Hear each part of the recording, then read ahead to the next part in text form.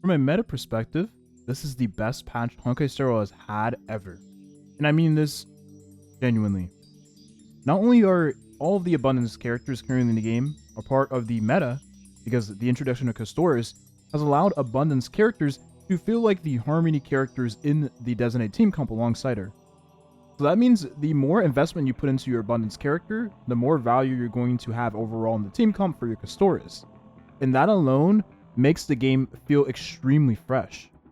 Characters like Lynx I have not used in forever, right? Ever since the introduction of Xuan in 1.4, I haven't used the Lynx. But in this patch, I've used the Lynx and she feels really, really good.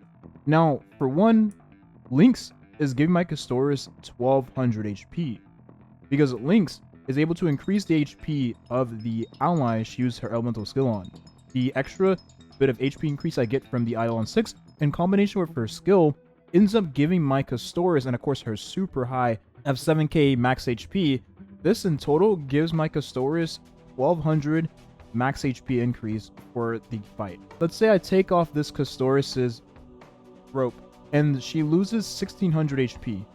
You're giving close to a link rope or planar spear worth of HP to a character that really has no way of receiving buffs aside from damage boost and max HP increase because she is a HP scaling character. We know how notoriously hard HP scaling characters are to buff in this game. But it gets better. Because Lynx's HP is so high, she's giving more HP to Castorice. Oh god. Lynx heals a ton. Because she scales off of HP for her heals. And in the outgoing healing boost we've received in terms of buffs from the planar set, in this patch, or the last patch, well, actually, yeah, last patch because the set did release last patch, we received a ton of extra stats for the abundance characters to ensure that they give even more value. Now, I showed Bailu in the last video, and in the last video, Bailu was an amazing character. I do believe Bailu is still better than Lynx when it comes to being a healer for the Castorice teams, because Bailu has a ton of healing via the invigoration. Every time you get hit by the enemy, you heal up a ton, right? And this counts for everybody that is hit. So if you're getting hit by AoE attacks, Bailu is the best you could use there. And then you also have the skill healing that just gives out more healing than Castorice, even though you increase the max HP of your Castorice with Lynx.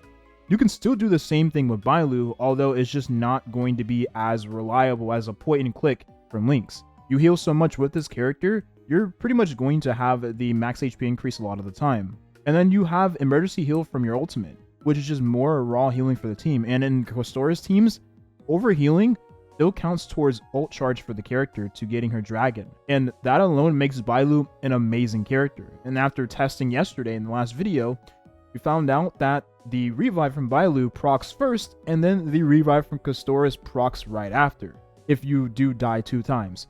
And for a new player, that is godsend. She is super auto-friendly, super reliable, and extremely good. The only thing that she doesn't have is a cleanse. But those shortcomings of not having a cleanse does not matter in the grand scheme of things when she already gives so much value to Castorice. I consider her to be the budget Hyacinth until Hyacinth releases because we know how strong that character is going to be. But I do have a separate video for that character upcoming, so look forward to that. Last character I have not tested was Natasha. But I have no doubt that Natasha is going to be a very solid character. And the reason why is because Natasha has a ton of healing, and her ult is extremely quick to charge.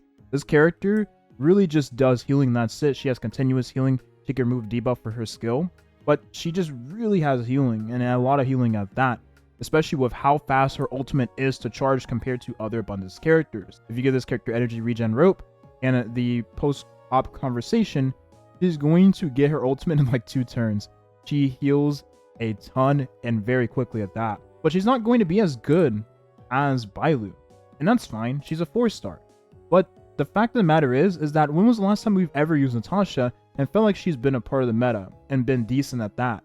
In all honesty, since 1.0, right? 1.1, we received Luocha. And that made every abundance character that was not Luocha or Bailu, and Bailu 2, let's not forget that, a lot less valued in team comps. And I know, you might believe, right? This is true, by the way, that any healer that's not Gallagher or Luocha is not a good healer for Castorice, and I understand that. And I had to second guess myself when I actually went in and tested with these characters and realized they're really good. But the beauty of this patch is not about which is the strongest character to use alongside Castorice. It's about the fact that we can use characters we have not used in a very long time. And that's the best thing about 3.2. Using characters that have had zero place in the game, right? Using these characters on your team would literally cause you to lose matches because these characters did nothing but heal. They provided nothing to the team comp. At least you have characters like Xuan giving energy and attack to the team. That is more valuable than a character that just heals. And unfortunately, with where Starro was headed, right, or is currently still headed for being honest here, having a healer like this in your team when you could have just used another buffer or used a healer that gives more utility to the team is a net negative, and again, will just make your runs really bad. There is a character that I've tried to use and I didn't really like as much as I thought I was going to, and that's Xuan. For one, Xuan gives crit rate to a character that doesn't really need more crit rate. Castorice is a character that gets a ton of crit rate, right? You get 32% from her relic set, and then you get like 10% from the Remembrance main character if you decide to use the Remembrance main character inside your team.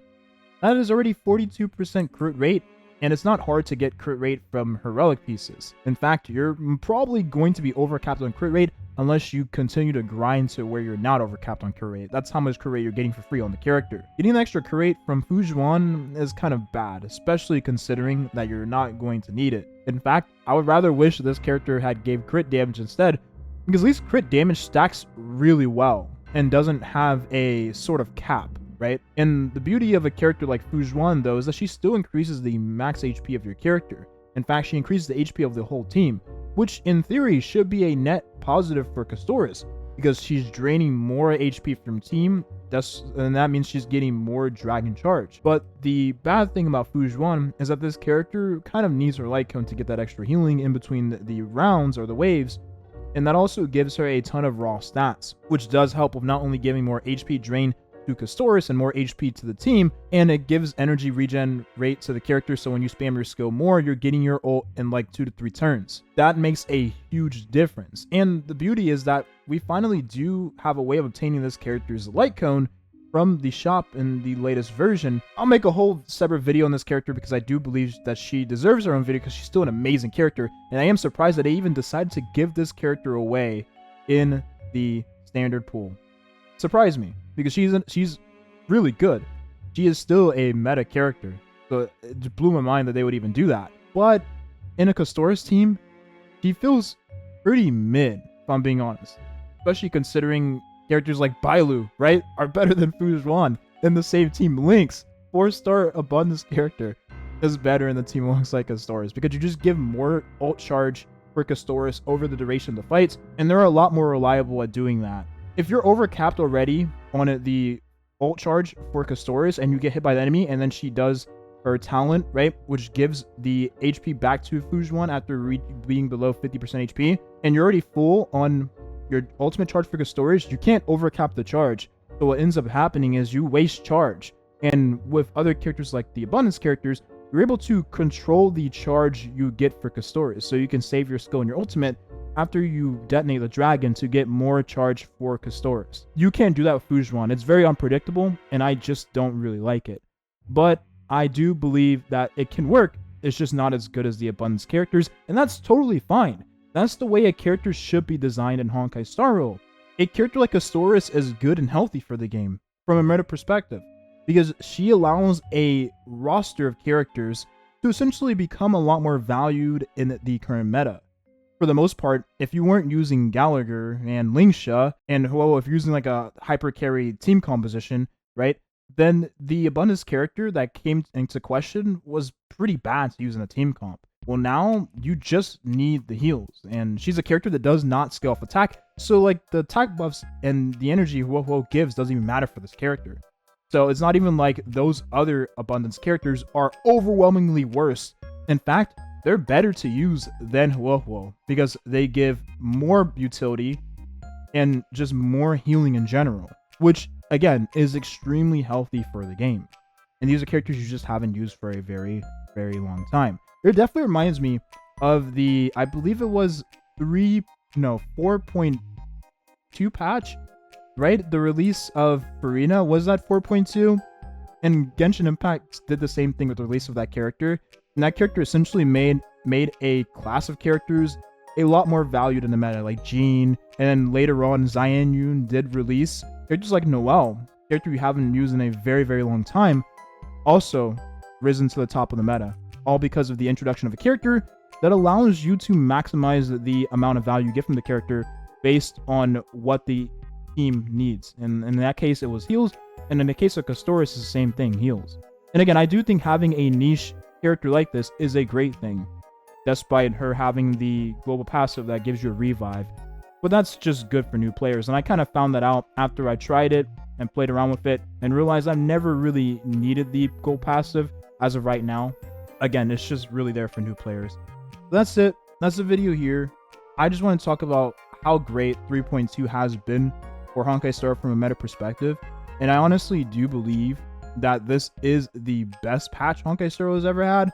Because, again, for the most part, you've just had more variety of characters that are a lot more actually viable in the current meta, right? Before, these characters you just couldn't use, right? If you used them, you were trolling. In fact, these characters were quite literally unusable because they did not provide any utility in a game where the enemy's HP were so freaking high that a lot of players, to make certain characters viable, were forced to have 3 harmony characters, 2 harmony characters, right? And a defense down character. Well, in the case of Castorice, you can have that sustained character. And that sustained character can be a 4-star sustained abundance character, which is not something that you could have done a patch ago. Honestly, you could even do this like leading into the 2.0 patch. So that's it. That's the video here. Thank you for watching and have a nice rest of your day. Bye-bye.